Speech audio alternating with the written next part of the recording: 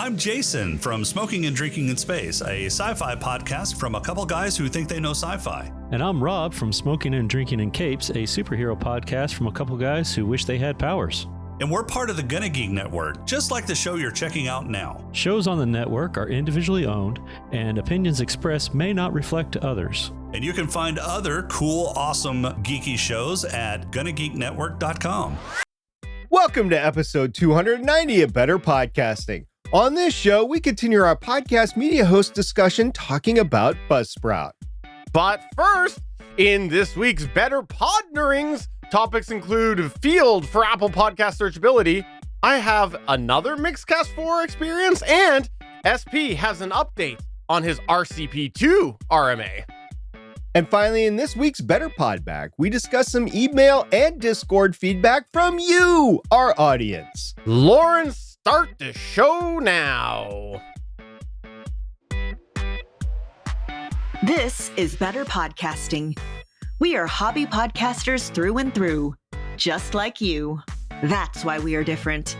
We minimize the money talk so that you can focus on building a better podcast.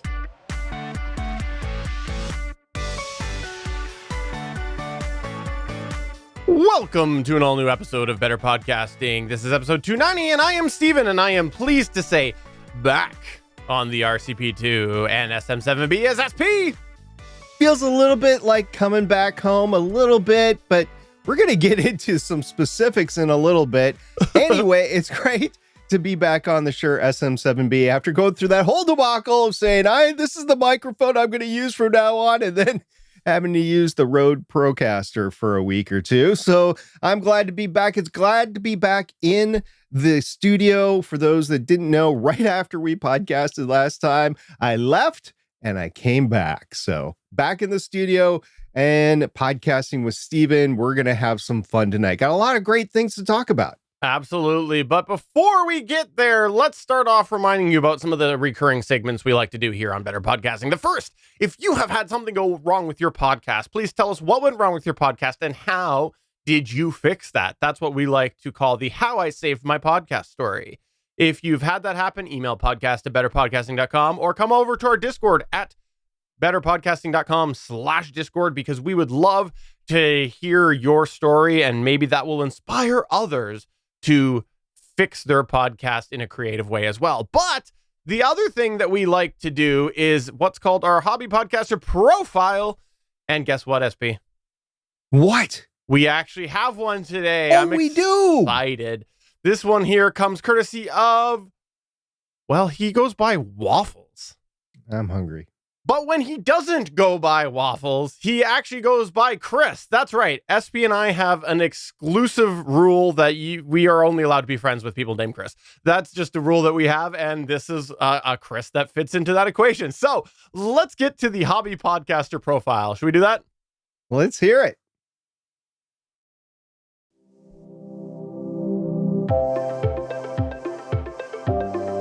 Hi, my name is Chris Osborne.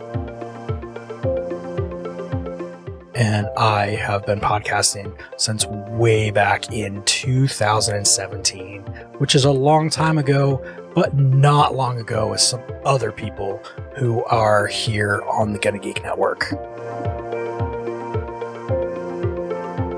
My current show is Play Comics, which is a show that looks at video games based on comic properties and how well they stick to that source material. I arrived to the name of the podcast because, really, it kind of names itself. I'm taking the comic and I'm playing it if the game is good and represents that source material well. A lot of the show is based around how much do these games really be able to teach you what is going on with the comic source material. So I like to think that if the game is good and it represents that source material well, then you can essentially play through the comic. Hence, Play Comics. My biggest podcasting regret has been, honestly, just worrying too much about things, which manifested itself in getting started, asking some people to be guests, being afraid to cover some topics. A lot of that stuff, I managed to get over it, but it took way too long to be able to get it done. And I mean, this show honestly could have been probably 2 or 3 years older, or 2 or 3 years further along, however you want to think about it. But it took me that long to get confident enough to be able to do the show and then get to the format that I'm in now. But my biggest podcast success has definitely been the wide variety of guests I've been able to get on, from people I've been friends with that I would have had on the show no matter what, to pretty prominent writers, comic artists, game involved people. Like, if you look through my list of guests, it is a pretty exciting list there. Just so many people that if you know video games or you know comics, then you know these people.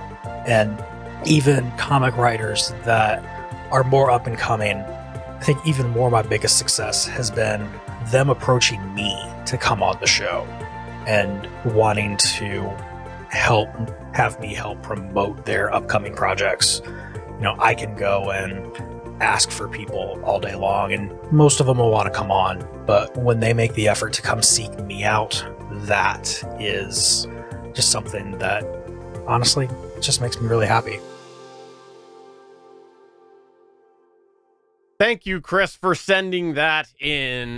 This is something that we are trying to do again with the show. So if you would like to be featured in the Hobby Podcaster profile, please do get in touch with us, because we want to share the stories of fellow hobby podcasters. There's a lot of good stories out there. Just like there at the end.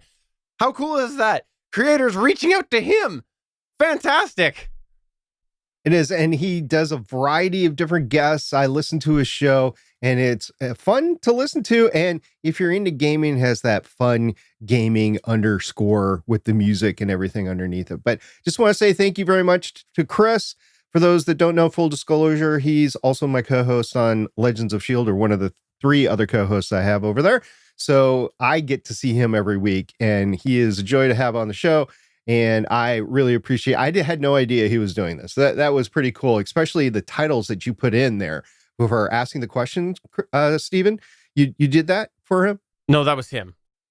Oh, he did that. Wow. He elevated his video skills just for this show. Way to go, Chris. Oh, I see what you did there. I did indeed. So thank you very much, Chris. And if you want to be included in the Better Podcasting podcaster profile, get a hold of us. We want to see it on the show in the future. But in the meantime, Steven, we have some spotlights of our own on the weekly activities and news for the week.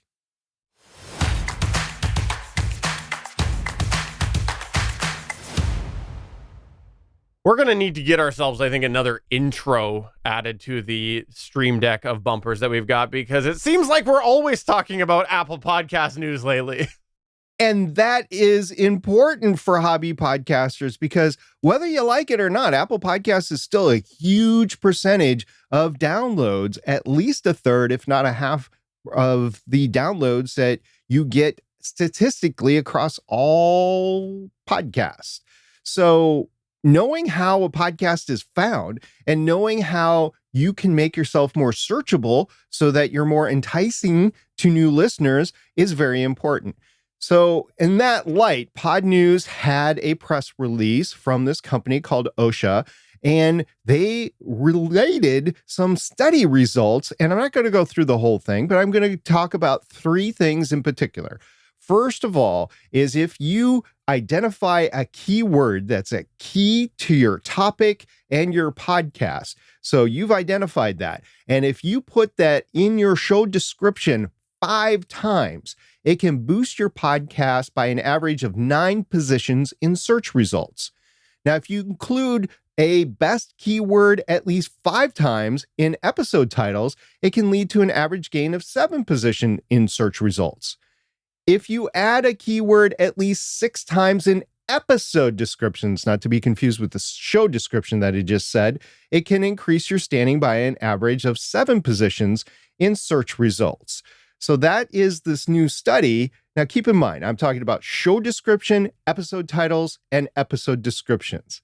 In that same study that was on Pod News, there was a link to a Pod News article from just a couple years ago, and it said in its key points that Apple Podcasts only searches your podcast name, the episode titles, and author tags. So podcast title, your name, the episode titles, and author tags. Nowhere in there did it say anything about episode descriptions or show descriptions, which the study said it will increase. So, And I have further, I'm a rocket scientist. So from further statistical issues here, was this all genre podcast, which is just a subset of podcasts? What was the data set that was used? What kind of keywords are we talking about? Were there some that were better than others? Basically, what is the applicability to different hobby podcasts? Really, and we didn't get that here. So of keynote, of course, is that the description keyword ranking is opposite of the study that Pod News did a few years ago, which means that Apple Podcasts is changing its algorithm as it goes forward for search results. Now, transcripts have only been out there for a few weeks. This study did not consider transcripts. I can only think that there is going to be issues with transcripts also contributing to search results eventually, because it's just too big of a data set for Apple Podcasts to ignore. So we'll get to that when we cross that bridge a year from now or so, when data is out there. But just keep in mind that keywords in all of the aspects of your metadata that go into Apple Podcasts is important, not just the old school podcast name, episode titles, and author tags. Yeah, this is going to really be interesting to see how it evolves with transcripts. And let's be real here. Some of that AI indexing that's been happening, that's going to start crawling those transcripts. It'll be interesting to see. But I think the big thing is just, for me, I think the big thing is make sure you're paying attention that everything represents your podcast well, just because you don't know what's going to be considered next. Before, when it was a few things that we were trying to focus on, that was fine. You could really put a lot of time into that. But if Apple's doing this week, what are they going to be doing next week? And what are other services doing? So I think just make sure they're very reflective of your individual show. And just keep in mind, once again, the article you find on the internet from a long time ago might not necessarily be the most accurate information. And also, this is just another foot stomp, as we talked about with transcripts, that what you say on the internet can be found eventually. So be careful what you say if it's something that you don't want out on the internet. For sure. All right, the next thing's a personal update. And SP, I'm between a rock and a hard place. I sense a mixer coming on. Let's back up here a little bit. For those of you that didn't know this, I've been talking behind the scenes quite a bit with SP about the idea of my next mixer. And this stems from a couple different things. Just the fact that I primarily have been using the Rodecaster Pro original for a while, and it was been okay, but there have been some shortcomings that we've talked about many, many times that I felt like I needed to try to move on from. So I went back between that and the Mixcast 4, and then eventually went back to the Rodecaster Pro. Well, I about a week ago decided that I was going to change my mind and go back to the Mixcast 4 again, because I got fed up of the noisy headphone preamps on the Rodecaster Pro 1. That's basically what it came down to. I have fallen back in love with the idea of tinkering with audio, trying to make things sound a certain way, and the headphone amps on the Rodecaster Pro 2 make that very hard with how noisy they are. So I decided to go back to the Mixcast 4. I made the decision, gonna do that, go back to that. Now, back up again. For those of you who didn't know this, I've been dabbling a little bit with OBS using the multi-track function, because this just makes a lot of sense to use the interface mode on the Rodecaster Pro or the Mixcast 4 or whatever, mixer I end up with, if it does the multi-track interface thing. Because why not record to my SD card and record software as well, multi-track, so that I have basically backups. It's got the function, why not use it? Well, unfortunately, it seems like with the Mixcast 4, as I have tried to do that, I have run into a bit of a gremlin. Like, let's say that you were recording the 290th episode of your hobby podcaster podcast about podcasting, and you were just in the process of listening to your co-host talk all about Apple Podcasts. And in the middle of all of that, you lose audio. You just lose all audio altogether, and you cannot get it back without restarting. That would be a terrible situation, wouldn't it? Unless you didn't want to hear your co-host. Oh, that's fair enough. But let's say you're a Canadian podcaster and you want to hear the fine things that your American colleague has to say about Apple Podcasts. You would want to hear that. And so, unfortunately, there has been a bug while I've been trying to do the multi-channel streaming into OBS. And I encountered this actually this past week with the GonnaGeek show. Just before we went to record, I had this bug happen where everything was all set up. I had multi-track coming into OBS from the Mixcast 4 using the ASIO drivers. I had the audio coming into the board and going out of the board in a stereo channel matter going into Video Ninja. Basically just a regular USB connection, audio connection for that. And then all of a sudden, it just froze, and I just lost all of the audio, and I couldn't get it back. And within Windows, it looked like something froze up. The driver wouldn't function right. It just, you tried to do anything, it just hung. And yeah, if you didn't read between the lines, it actually just happened again while we were recording this show. So the live audience got to see that, but you who are hearing the post did not, because I took it out. So now I'm back to the drawing board. I think I got to go back to the Rodecaster Pro, which is a totally different way than I was going to take this segment about 20 minutes ago. But I think I'm going back to the Rodecaster Pro and maybe put up with the headphone amps. And I think maybe the alternative thing is I switch back and forth when audio mastering, maybe go to a cleaner interface with my headphones in. I think that might be the compromise while I wait to see if eventually that golden mixer that I want is out there. Well, you know, Steven, you have your phone with you right there, right? I do, yes. Yeah, I have my phone with me right here too. I know we could have called each other, but it was more fun. It was more fun for us just to fight through that. And if you want to see this, I will leave the live video on the GonnaGeek YouTube, because we do stream to the GonnaGeek YouTube. If you go to look it up, you'll see it from today on the 20th of March. You can watch all of the things happen because the audience was able to hear one of us. I don't know if they could hear us both. I think they could only hear you. I don't know. We'll go back. One of us will time code it to make sure that you can get to the time code. But if you do go back to the video, if you could make a comment on whatever time code that you want in there, we will definitely put that time code in on the live version, which will still be available. Matter of fact, you will link the live version in the Better Podcasting version so that people can go back and see that. Go to betterpodcasting.com/290. Yeah. Well, talking about mixers and Rodecaster Pros, let's talk about my Rodecaster Pro 2. I don't want to continue this segment, guys. I don't, but I have to. So the Rodecaster Pro 2 RMA was allegedly completed. I got the refurbished unit yesterday via UPS.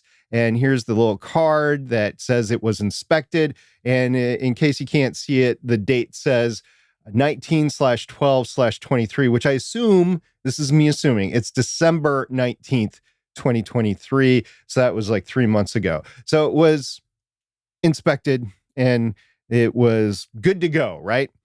And I put it in my studio yesterday because I wanted to use it today. I wanted to get my Shure SM7B back because last week I had to use the Zoom PodTrack P4. And since its preamps aren't good enough to, with my quiet voice, drive the Shure SM7B, I took the Shure SM7B off the stand and I replaced it with my Rode Procaster microphone.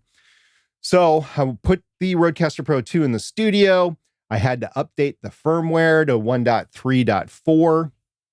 I turned it on, and when I turned it on, the power button actually clicked and it worked. And for those that don't know or didn't listen to the previous segments, my previous refurbished Rodecaster Pro 2 unit's power button did not click. Yes, I had a refurbished unit because when I pre-ordered the Rodecaster Pro 2 in May of 2022, and I received it in June of 2022, by December of 2022, it needed to be sent in because the sound pads were malfunctioning. So I sent it back in via an RMA. They sent me out a refurbished one.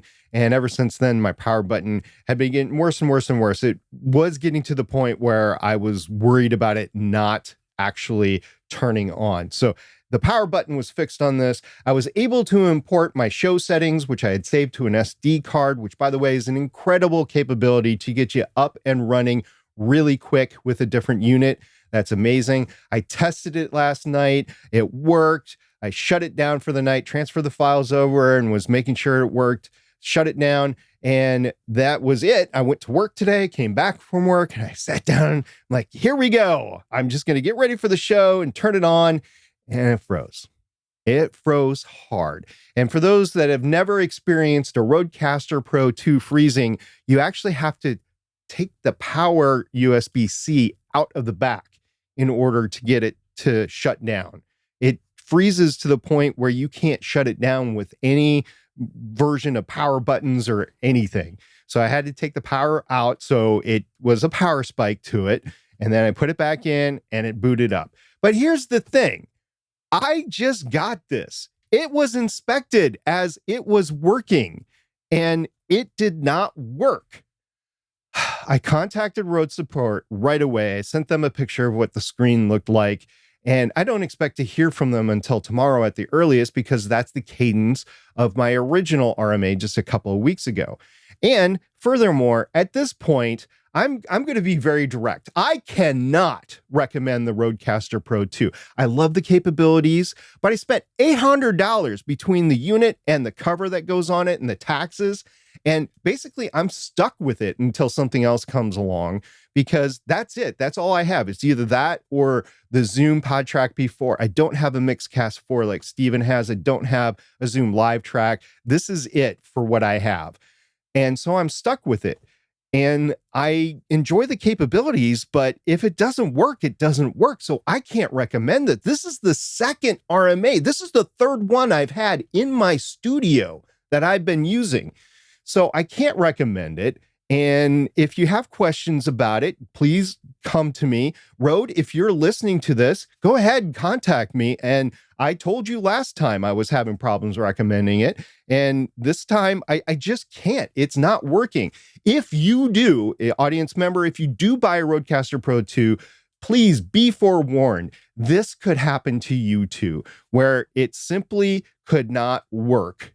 Even if you get an RMA unit. Now I'm worried about it freezing again, just like the other one, and then not working at all eventually, and doing so outside of the warranty period. I'm really worried about that. So Rode, you need to do, if you do a Rodecaster Pro 3 or you update because now you own Mackie, if you update the DLZ creator, you got to do better than this. This is a pain in the butt. I've talked to a lot of Rodecaster Pro OG or 1 or whatever you want to call it owners. And there's some problems with that unit too that you no longer support in terms of updates. So yeah, there's some problems with your stuff, Rode. And it's not like I haven't given you a fair shake. I have. So be forewarned. If you buy this stuff, it looks cool. The capabilities are great when they work, but when it doesn't work, it's a pain. Well, I hope that at some point there is some form of resolution where software updates just suddenly you have no meaningful bugs going forward, right? And I just hope that, because not a great way for you to get back into the Rodecaster Pro saddle. No, not at all. The only thing I did different from putting it into my studio versus what they did in the checkout is I updated to the firmware 1.3.4. It's my hope that this is software or firmware related and it can be fixed, because if it's not, if it's hardware related, I'm going to continue having the problems and it's just going to get worse.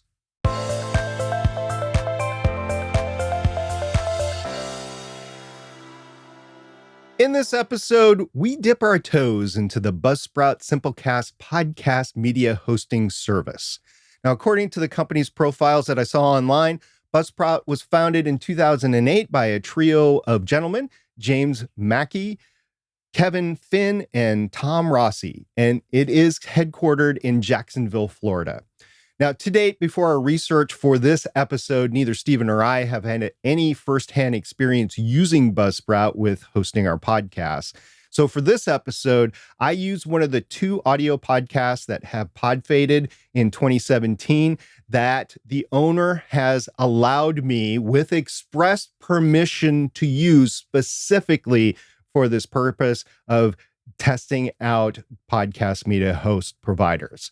So what I did on this show is I used the same podcast that I had on Spotify for podcasters, and I imported that to Buzzsprout and continued to upload a few additional episodes from there. So that's what I did here. Stephen, what did you do?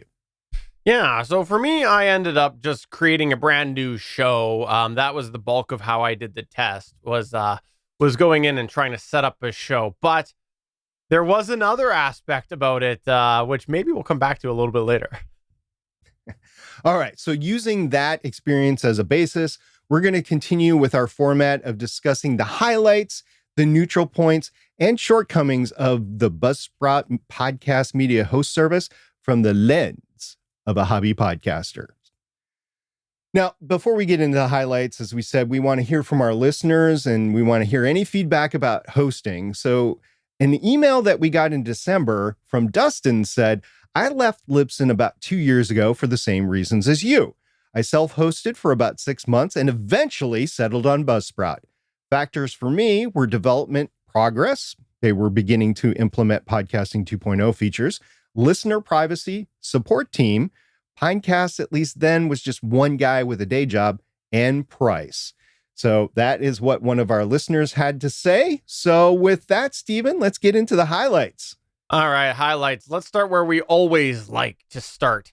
Can you redirect your RSS feed should you want to ever leave them? And yes, they do. They do have a 301 redirect capability. Now, it is found in the website settings and a submenu called Cancel Redirect.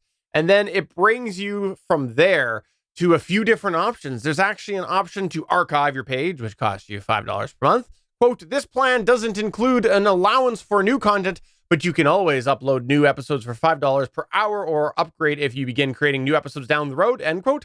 There's also an option to redirect and downgrade. So this gives you an option to back up your podcast and validate the RSS feed.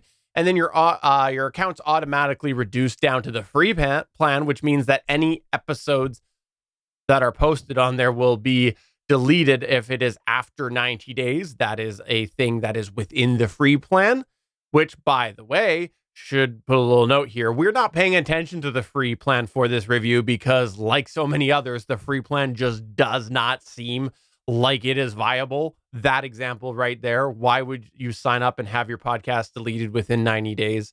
We're not going to encourage that.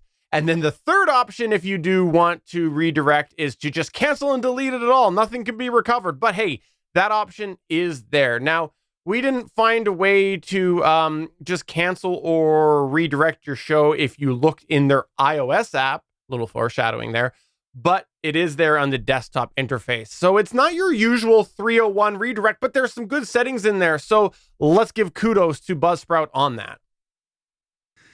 Now, importing the show was pretty easy for me. I just searched for the show and imported 2 episodes. And then following that, it gave me an option to do a paid account, and it automatically uploaded the remaining episodes from the Spotify for Podcasters account.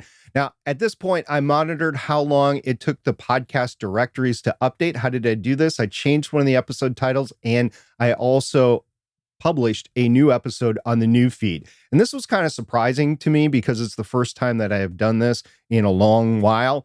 And most updated in an hour. Most of the directories that I had been going to updated in an hour. This includes Spotify for podcasts. It actually updated to the new RSS feed and imported the new podcast. That was actually shocking to me. Now, Apple Podcasts took a couple of hours, and then the Podbean directory, not the Podbean hosting service, but they also have a podcast directory. It took about a day to update, But to be fair, it takes Podbean a while to update and a feed just for new episodes too, if you don't host with Podbean. So that was par for the course for Podbean. So it was lickety split for everything else. I was very happy with it. And if you go back in the day, they say, keep your old feed out there for a couple of months. I don't know if that's necessarily the advice that I would give today. I mean, if you had a big show and you didn't want to lose subscribers, I would definitely do something like that. But if you're worried about, your hobby podcast and affording the actual hosting, you can make the move within a couple of weeks and then reduce your hosting bill, not have to ride two of them at any one time. Now, admittedly, Spotify for podcasts I wasn't paying for, but if I had transferred it from somewhere else, then that would have been an issue. But there was a weird account anomaly Steven encountered. We're going to talk about that later, but importing the show was pretty easy for me. Now, as for the statistics, so far they've been acceptable. There's an overview screen with a 7-day, 30-day, 90-day, and an all times view. There are other views, include apps and devices that are used with the download. It has the last 10 episodes, which is similar to Podbean. I just want to foot stomp, even though we're putting this in the highlights section. I think that it needs to be all podcasts, not just 10 episodes. But good. Buzzsprout has all episodes in another view. So cool. It has locations and achievements there. Now, additionally, from a visual perspective, the stats get top marks, Steven. Absolutely. You know me. I'm a visual guy. I like visual things, which hold on, let's take a little side tangent here, because I've been wondering, does our audience picture you the same way when you say things like, when you say the foot stomp, you say that a reasonable amount, and I appreciate that. I picture you in like rubber boots stomping. That's how the visual that comes to my mind. And I want to know, does the audience have a similar visual? Personally, I have the visual of me standing out in the frozen lake ice fishing and stomping on it and then hearing that ice go boing, boing, boing, boing. Fair enough. So we're close, but I am a visual guy, and I have to admit that these stats get top marks as far as I'm concerned. I love them right away. I think they look so modern. I think that they interact in a very modern way.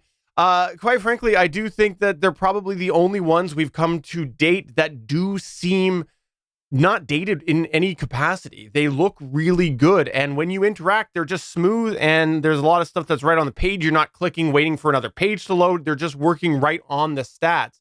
And the categories they have, I think, are laid out in a way that makes a lot of sense. So you have a little a menu that you go to the different subcategories within the stats. You have an overview page, an episode download page, a location page.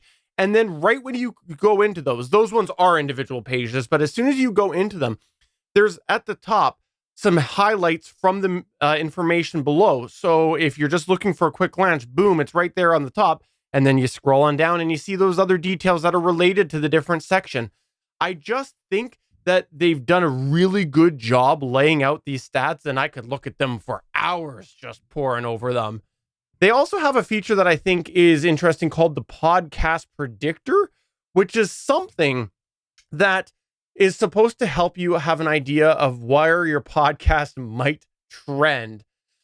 Considering that one of us, SP, has for a long time maintained different spreadsheets, or at least he used to, where he would track the day 1 and day 2 statistics to sort of forecast where things are trending. I think this podcast predictor tool could help a lot of podcasters out and not have to input all that data manually into a spreadsheet like SP, because apparently it does use a, quote, proprietary algorithm, end quote, that will reference historical data from previous episodes and daily download history to try to make that assumption of where you're going to possibly trend.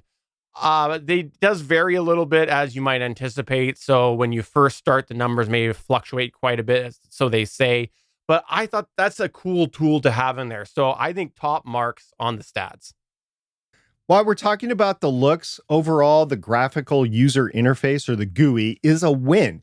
Neither of us had any issues with the web GUI, with the main headings that were broken into subdirectories once they were chosen. And like with the stats, the interface looked pretty modern and was easy to navigate. There were a few design choices that feel a bit dated, but those were in the minority, not the majority. Overall, it does lack a bit of intuitiveness, but overall, we're going to give it a 4 out of 5 for the desktop. Now, the iOS interface was not as intuitive, to me at least, with a few features missing. But according to the Buzzcast episode on the new app, which just a couple of months ago, only the top key features of Buzzsprout were built out on the app. And the company's philosophy includes the fact that podcasting is at its heart still a PC-based activity, but they do realize that everybody's on their phone, so there should be some functionality on the phone versus the desktop only. But with that said, on the desktop side of things, between the stats and the interface, the desktop GUI is one of the biggest wins that Buzzsprout has on our list. Also, in my research, there were no known issues with customer service. And in fact, most customers are very happy with Buzzsprout support that we've noted. They're also a big contributor, since they are headquartered in Jacksonville, Florida, to PodFest, which is an annual podcasting conference that's in Florida. They bring a lot of fans there, so it's a big fan conference for them as well. Now, Stephen, there's a few monetizationable options to include subscriptions, advertising options, sponsors, affiliates, and a support show link. Yeah, now we didn't explore any of these, of course, but they are there if you choose. They do make these options very clear, so if it is something you're looking for, you can know what options are there. It did seem like they left no stone unturned with the amount of different monetization options. So hey, if that's something that you're looking for, kudos to them on that. Now, about the financial health for Buzzsprout, we have nothing on our radar to say negatively. And then for the submission to the destinations, this is where you can send your podcast to through Buzzsprout. They do have an entire page listed with 13 different destinations to help you submit to. So they do acknowledge them, but I think it's worth noting that a lot of them are just information. Yeah, now, I didn't find anything on their website indicating Podcast 2.0 support, and in talking with Steven, neither did he. However, in a Buzzcast episode, now Buzzcast is the podcast that is the official podcast of Buzzcast. So in an episode earlier this year, they did detail how to obtain Podcasting 2.0 support with Buzzcast. It entails getting your podcast registered with the Podcasting 2.0 directory, basically, and then contacting Buzzcast support, and that's not detailed on their website, at least not that we saw. And I think that could be considered almost a negative, but we'll give it a positive since they at least support Podcasting 2.0.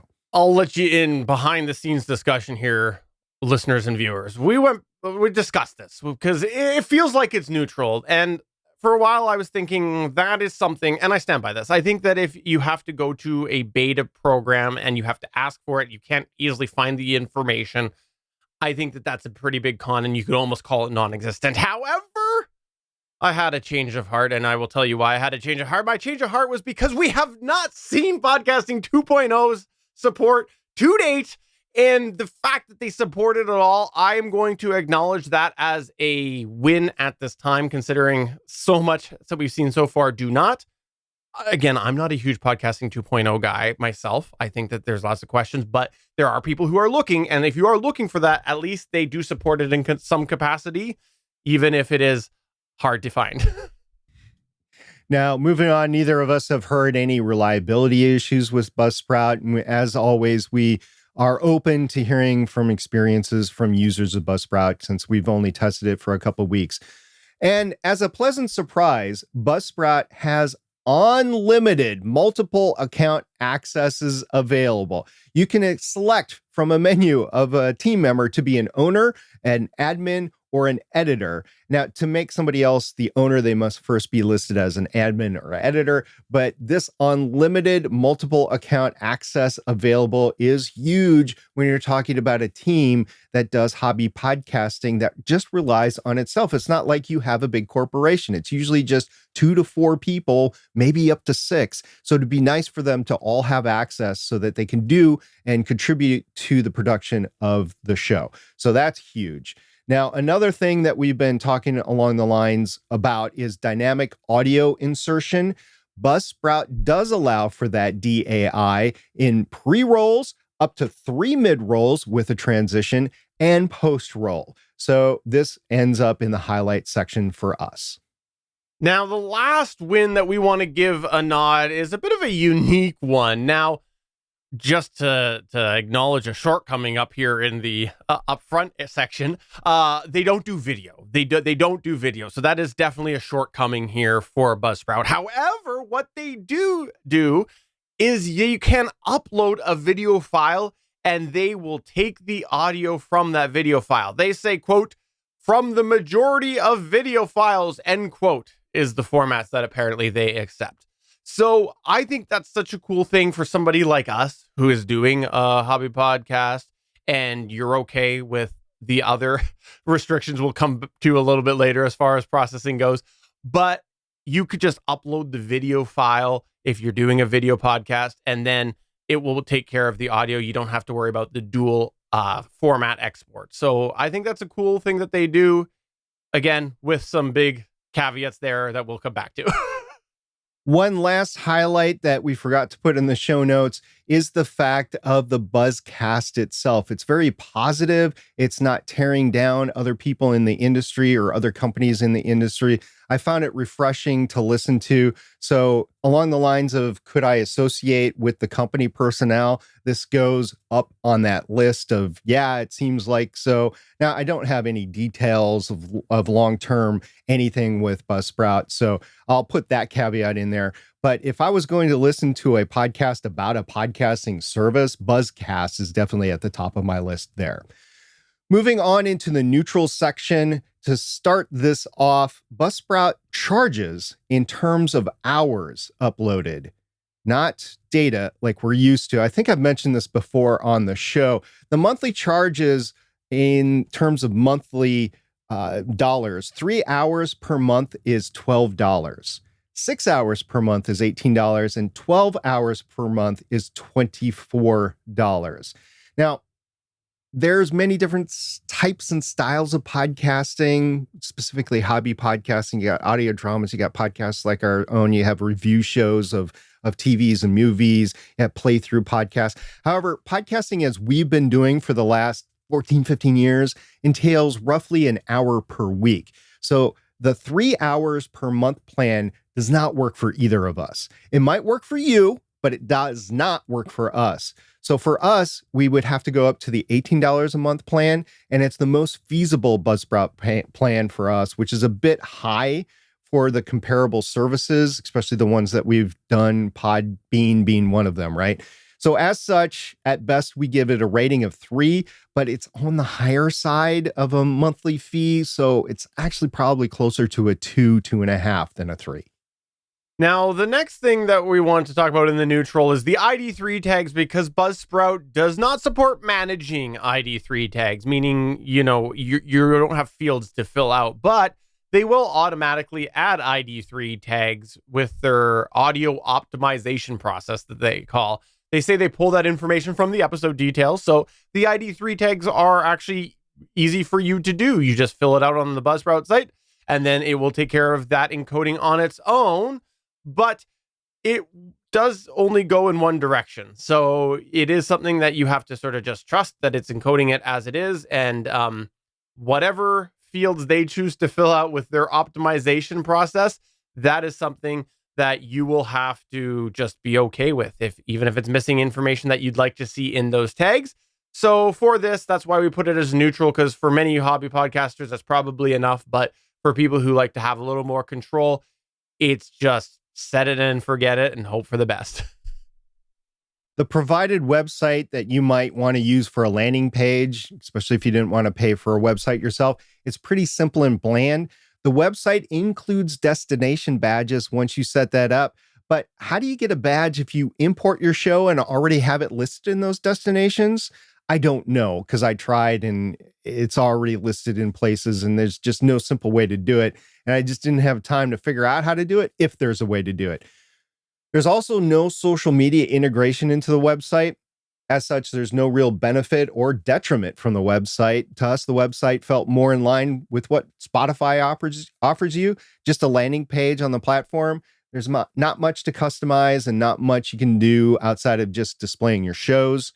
And as an additional strike, the website is a number-based URL at the end, and it doesn't have your show in it at all. And that wraps up the rather short neutral section for Buzzsprout. Now, moving on to the shortcomings, and for our assessment, there are quite a few. We're going to start with one that was a little bit weird and caused me some confusion. Forward this review, SP actually got the jump on me, and this is something I alluded to earlier in the show. He went and he did the import of the podcast that he was testing this with, and I presume he said, you know what? I think I'm feeling nice today to Steven. And so he decided in that moment that he would be weak and he would actually share me access to that show. So what he did was he went in and his side of things, he added my email address to have access to that. And I ended up getting an email notification. Like the lazy Canadian I am, I did not action it until it was time to start looking at Buzzsprout. Well, when I went to try to log into Buzzsprout, the thing that I found was there was a message that I received that the account was already there. So it told me that I couldn't get logged in because the account already existed. So I just went through the password reset process, got it all up and going. And when I logged in, then I kind of realized what went wrong, because up to that moment I was thinking, oh, I must have tried Buzzsprout before, or was it something we talked about a long time ago? Did I have too many Canadian Molsons? Like what happened here?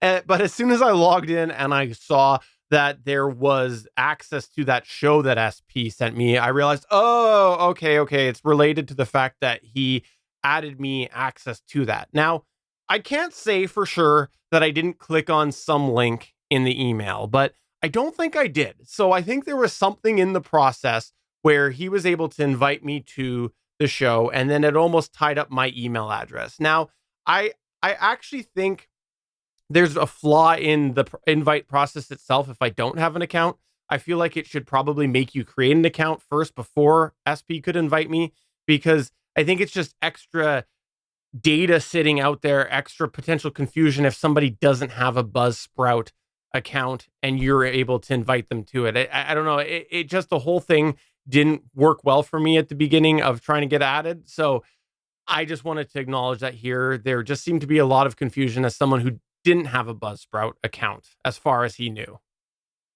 In our review, moving forward, we noticed shortcomings with data, both with uploads and downloads. Now, for the uploads, Buzzsprout reencodes any file up to 96 kilobits per second mono on any plan that does not pay for the additional magic mastering. And that re-encoding is a problem for us. Now, the file type supported is OGG, AAC, M4A, and AIFF. But again, the re-encoding is there. And we, last episode, talked about how we produce our shows at a specific level, and we don't want them to be re-encoded. I even talked about last time how I wanted to go to 192 kilobits per second stereo, which is a change for me going from 96 kilobits per second mono. So this is definitely a downside or a shortfall for us. Yeah, so this re-encoding of the 96 kilobits per second is something that we want to acknowledge in the same way that we did last week. And I do want to also clarify something right now, because there was a chat that came up in our Discord about the idea of this and dynamic ad insertion, because people were bringing up rightfully that if you have dynamic ad insertion, in theory, there's some form of re-encoding happening. But for us, when we're looking at the re-encoding aspect, that is something we're looking at it independently. So when we acknowledge something like this, we're looking at the fact of, if I don't use any of those features, is there any re-encoding applied to my files? And so for this here, yeah, they do acknowledge right there that it will re-encode all files down to 96 kilobits per second, unless you have that, quote, magic mastering. Moving on to the downloads, they are capped via the terms of service at 500 gigabytes per month. And that was found on their website. So if that's not the case anymore, it's still on their terms of service, which is on their website. And if you produce a show that's around 50 megabytes per show, and you divide that into the 500 gigabytes, what you end up with is 10,000 downloads per month. That's a far cry for unlimited, and I'll bet you for some shows, that's a deal breaker right there, because if you get 2,000 downloads per episode or just over that, and you have a month where you have 5 shows for 5 weeks, you're going to go over that download limit right there. That's just an example. Yes, I know most of us are like 2,000 downloads per episode. That would be awesome. Well, there are some hobby podcasts out there that get 2,000 to 5,000 downloads per episode. So this would be an issue for you. Now, continuing on in the shortcomings is the fact that Buzzsprout is just like Libsyn, Podbean, and Simplecast, which we have reviewed in previous weeks. They only offer one RSS feed per paid account. So there's no multiple RSS feeds for one account. But just like the others we just listed, you can add another show account to your website. Well, it's going to be an additional bill for you each month. Now, even though Buzzsprout just created and launched an iOS app earlier this year, we want to acknowledge there's no recording or editing available in this app. So if you're hoping to download an app that can make your process just an all-in-one, you're not finding that with the iOS app. As we mentioned before, Buzzsprout has expressed a philosophy that podcasting should be PC-based mostly now, and that the mobile experience isn't capable of mass-producing podcasts yet. So that's probably an indication of why you don't see those features in there. They also cited recent Spotify for podcasters move away from the all-in-one solution recently, so that also reinforces that idea that you're not seeing that in there yet. I say yet because things change in the podcasting world. And they admitted that. They said they will keep an eye on this sort of capability, and if it changes over time, they will consider adding those features into the app. They also plan to release a Android app too, by what I heard on their episode, but I haven't seen anything about that yet either.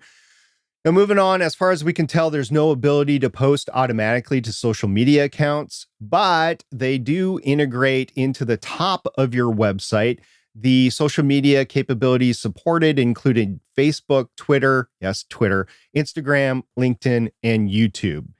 And aside from the earlier mention of the video upload for audio purposes only, Buzzsprout does not do any form of video on the hosting. We said it was going to end up in the shortcomings. There you go. There's your statement right there. And last week, Stephen mentioned he's been keeping an eye on the different help pages. So, Stephen, what'd you find? Yeah, while this isn't something that we are discussing regularly, although maybe we should be, I have to say their help is a huge shortcoming. It's really oddly set up. You go to the help page and you're like, oh, this looks like what I would expect. And then you search and it uses Google to search the actual pages on Buzzsprout. It's bizarre. As soon as I would type in a search term, I would get a Google search result indexed to Buzzsprout. And honestly, the results weren't good. They weren't easy to follow because of the way the Google resource cut off some of the text. So the help, while there was information there, honestly, I think it could use a lot of work. Bringing the review to a close, Buzzsprout is an interesting service that might work for some hobby podcasters, especially considering its dynamic audio insertion, unlimited team members, podcasting 2.0 support, and monetization features. However, with the download limits, only one RSS feed supported per paid account, high pricing for 6 hours of monthly content published, and audio re-encoding of the file, we're going to be taking Buzzsprout off our short list to move our shows to in 2024. That said, if Buzzsprout does make any changes in the future, we're going to reevaluate the service, as we will with all the podcast media hosts we are reviewing. But unless something major changes with the shortcomings that we listed, and if they are addressed, this is going to be a tough sell for us to recommend this service to other hobby podcasters. Even though I really, really, really like the look of their stats. They're pretty. I like their podcast. This is where we here at Better Podcasting turn the show over to you as we run through some of your feedback. We call this segment Better Podback. It's Polywav time. Polywav time. Yeah, so we got an email from Twilo Zone Media. Hey, Eric, how you doing? And he said, I'm a bit confused about all the conversations that you and Steven have about Polywav files and the various devices. I get the impression that you guys view the Rodecaster as being a device that does not use polywaves. But from what I can see on my own Rodecaster, that is incorrect. It uses polywaves. And you can check and verify this by doing a direct drop of the files from the memory card onto your audio editor. Now, I will admit that the Rodecaster software used to export the track hides that very well. But from what I can see, most of these devices use polywaves, unquote. First of all, thank you so much, Eric, for getting a hold of us on this. I know it is a point of confusion because we've talked about it quite a bit. And it was one of the reasons why I wanted to choose the Rodecaster Pro 2. But Steven, what's up with that? Yeah, and let's be very clear here, and there probably has been some confusion. The Rodecaster Pro 1 most definitely does use polywaves. In fact, that's something that SP has mentioned before about why he did not go with the Rodecaster Pro 1. When I was going back and forth between that and the Mixcast 4, one of the things that I was expressing was that tool that you mentioned, the software does make it easier to export those files. So basically stitch the polywaves together, but it's still waiting there. That was actually when I first started using the Rodecaster Pro 2, a big point of contention for me because I was used to using Zoom hardware recorders where I'd just go grab the files and be off to the races, but I always had to wait for that stitching to happen because of the polywaves. So yes, the Rodecaster Pro 1 most definitely does use polywaves. And if there was anything we said that implied otherwise, that is not the case. Let's clear that up now. It definitely 100% does use polywaves, and it has been a frustration for me for many, many years. However, there is more than one Rodecaster Pro because there is a Rodecaster Pro 2, which I don't know if we've talked much about that on the show, SP. Yeah, it's been a while since we talked about it. Yeah, it does not do polywaves. I can actually go into the SD card and I presume into an attached external drive, because you can do that as well through the second USB-C, and just copy the file and bring it to my computer. Likewise, I can take the SD card out, pop it into my computer, and transport it that way. And there's no polywave at all. It's simply a wave file, either mono or stereo, depending on the channel. The only beef I have with that whole thing is you are recording 14 tracks no matter what. And that is true of any of these devices. They don't allow you to deselect the tracks. So waste of storage, we've been talking about that before. Potentially it is dummy proof, so you're not inadvertently not recording a track. Okay. But it'd be nice to have an advanced mode for those of us that are advanced and willing to make the mistakes or take the risk or whatever. But it does not have polywave stored on the recordings. So that is one of the benefits of the Rodecaster Pro 2. Again, as I said at the top of the show, it's very difficult for me to recommend this machine because of all the problems I have had. There are 3 machines that I've had in my studio, and all 3 of them have had an issue at this point. Thank you for foot stomping that there, SP. Okay. So we're going to move on to a comment that we had on Captivate on our Discord. For those of you that don't know, Captivate is another podcast media host provider that we have not reviewed yet, but we had Garrett Godfrey come on and he tagged us and he said, when you get to Captivate in your host review, please mention that they offer 25% off for students, educational organization, registered charities, and nonprofits. I host a monthly podcast for a nonprofit and help them evaluate what host they'd move to for their multiple shows a while back. They were very roll your own with AWS, Amazon services for storage, and FeedBurner for RSS. After reviewing all the options, multiple podcasts under one account, free team member, easy to import, pricing based on the number of downloads, we landed on Captivate. The 25% discount after they provided their 501c3 paperwork was icing on the cake. The import went well, and the publishing process now has been so much better for them than it used to be. And that's on quotes. Garrett, thank you so much for saying that. We have not seen that, not that it doesn't exist, but we have not seen that in any of the podcast media host providers that we've reviewed up to date. It's a little less applicable for Spotify for podcasters since it's free, but any of the others that you pay for, we did not see this. Doesn't mean it doesn't exist, but it's nice that Captivate does provide this discount. And we would like you to let us know, listeners and viewers, if you have seen this on some media hosts. So we're putting that out there here early because we want you to chime in if you're aware of this happening somewhere else. So please let us know if that is the case. And even if it's one we've already covered, we'd love to come and foot stomp on that. Boing. Thanks, everybody, for coming to another episode of Better Podcasting. And hey, for those of you who did watch us live record, or at least start recording at 4:15 p.m. Pacific time, 7:15 p.m. Eastern time over at betterpodcasting.com/live, we appreciate you sticking with us today because, again, if you didn't catch it, things went wrong. Thanks to my Mixcast 4. So now I go back to the drawing board, and maybe next time I'll talk a little bit about the DBX 286, which I had originally intended to talk about today. So thank you very much for listening. As we mentioned before, if you have any comments on any of the podcast media host providers that we have already reviewed, please get a hold of us and we will potentially have you on the show.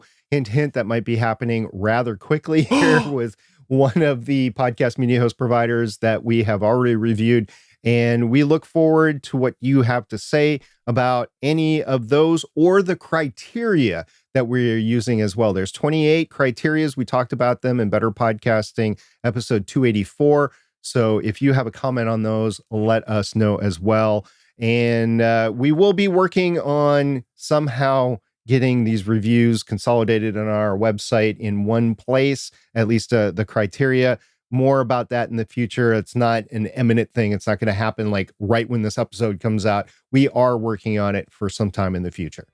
So for episode number 290 of Better Podcasting, I'm Steven saying, oh, Rodecaster Pro 1, you're probably coming back as the primary setup again. And I'm SP, really hoping that this Rodecaster Pro 2 holds out. We'll talk to everybody later. Bye. Bye. Thanks for checking out another episode of Better Podcasting. You can find the full back catalog of Better Podcasting at betterpodcasting.com. If you're into geeky podcasts, please check out the other podcasts on the GonnaGeek Network at GonnaGeekNetwork.com. This show was produced and edited by Stephen Jondrew. Voice work was done by L.W. Salinas. Thanks again for listening or watching, and we hope to see you again next week.